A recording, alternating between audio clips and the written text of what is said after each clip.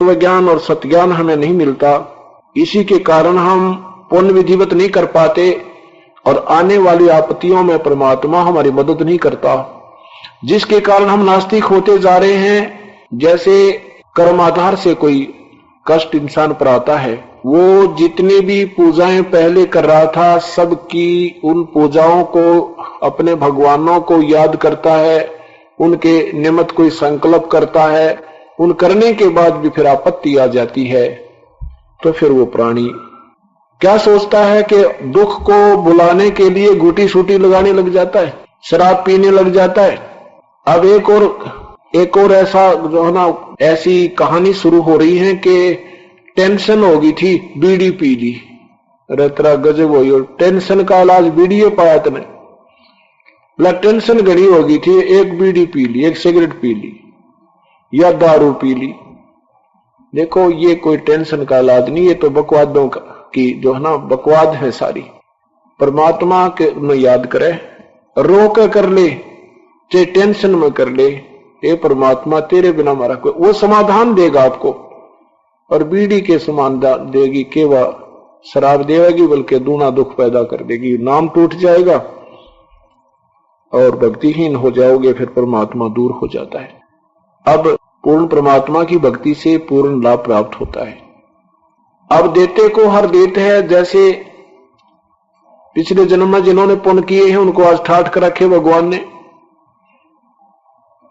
और दूसरे जो उसी एक ही परिवार में एक का माता पिता का 4 बच्चे हैं, एक लड़का तो मनमाने कोई आईएएस ऑफिसर बन जाए और दूसरा कोई और अच्छी व्यापार बिजनेस में कामयाब हो जाता है, और तीसरा मनमाने मजदूरी कर रहा हो, और चौथा मनमाने की टांग तोड़वाएं पड़ा हो।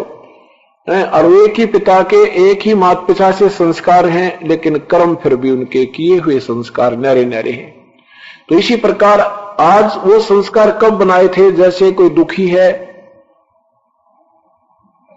और कष्ट पे कष्ट आ रहा है, तो वो व्यक्ति आप पर क्या करे, कहता है कि भगवान ये मेरे ही कोई पाप गढ़े कर रखे मैंने, जो आज मुझे कष्ट पे कष्ट आ रहा है, ये मेरे कोई पाप सेध रहे हैं, कोई पाप नुकसान कर रहे हैं मुझे पिछले जन्म के। और कोई सुखी प्राणी है तो आम व्यक्ति नो कहते हैं कि भाई ये तो घने बढ़िया कर्म करके आया हुआ है, घने अच्छे कर्म कर रखे इसने, तो सारे ठाठ हो गए। तो वो कर्म जो आज सुखदाई और दुखदाई है वो कब किए थे, जब कभी हम मानव शरीर में थे, और उस समय के किए हुए आज हमें प्राप्त हैं, तो आज जो करेंगे वो हमें आगे प्राप्त होंगे।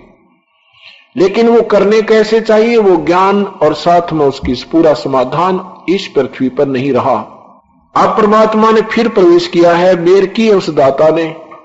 अब जो इस विधि से लाभ उठा जाएगा, कई पीढ़ी तक का उसको बहुत सुख हो जाएगा, कई पीढ़ी तक का सुख होगा।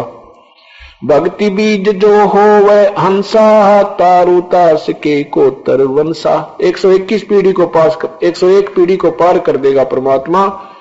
कहते हैं जो आज सत भक्ति के ऊपर जो ढंग से लग जाएगा, विधिवत लग जाएगा। आपको अभी बताया गया है